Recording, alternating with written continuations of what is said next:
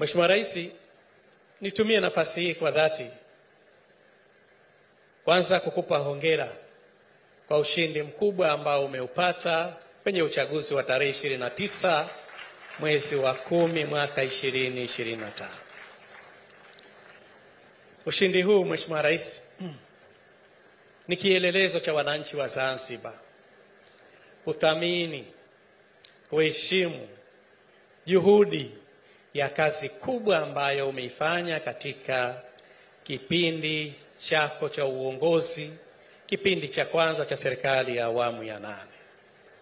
Nichukue nafasi hii kukushukuru sana Mheshimiwa Rais na kukupongeza sana kwa kazi kubwa na kwa imani kubwa ya Wazanzibari kukurejesha tena madarakani. Lakini la pili Mheshimiwa Rais, nichukue nafasi hii kwa niaba ya waheshimiwa mawaziri na manaibu mawaziri ambao naamini kwa leo hawatapata nafasi ya kuongea, pamoja na viongozi wote wa serikali utakaoendelea kuwateua, mimi nikiwa kiongozi wa shughuli za serikali ama msimamizi mkuu wa shughuli za serikali, ni kuahidi Mheshimiwa Rais, naelewa malengo yako na naelewa kipindi hichi cha pili unataka tuende spidi gani.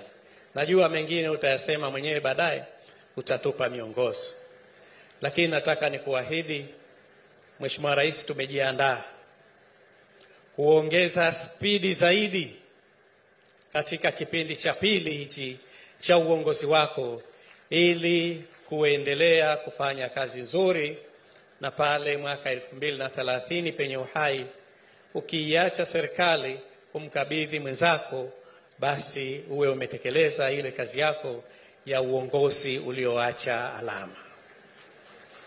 Na kuhakikishia Mheshimiwa, tutafanya kazi kwa bidii kubwa.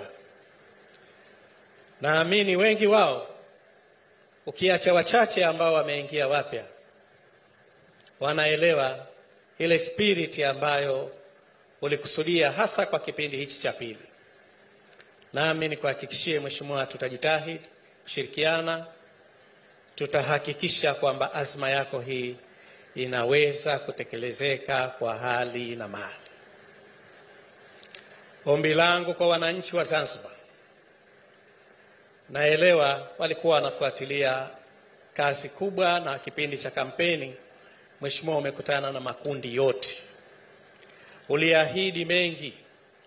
Hayo yote uliyoahidi sasa ni wakati wa kuanza kuyatekeleza.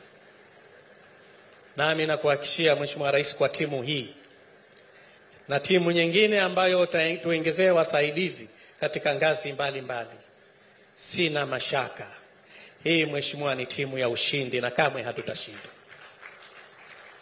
Nikutie moyo Mheshimiwa Rais, Wazanzibari tuna imani nawe, tunatamani sana kipindi hichi kama ulivyokusudia mwenyewe, yale mambo makubwa ambayo Wazanzibari wanayategemea basi wayaone katika kipindi hichi cha pili.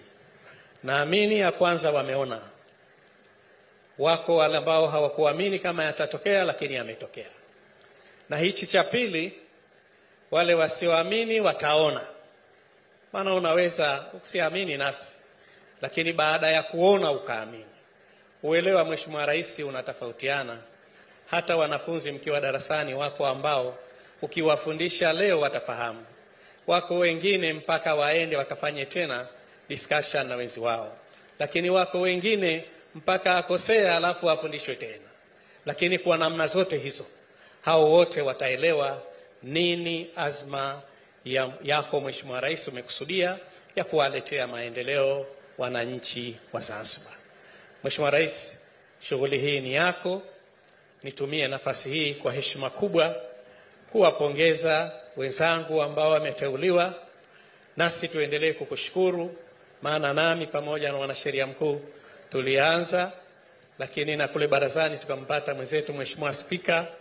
Nasi Mheshimiwa, kwa dhati kabisa tunakushukuru pamoja na wenzangu hawa. Naomba upokee shukurani zao, na wale wengine ambao wanasubiri mimi nawaombea kwa Mwenyezi Mungu awajalie kila la kheri.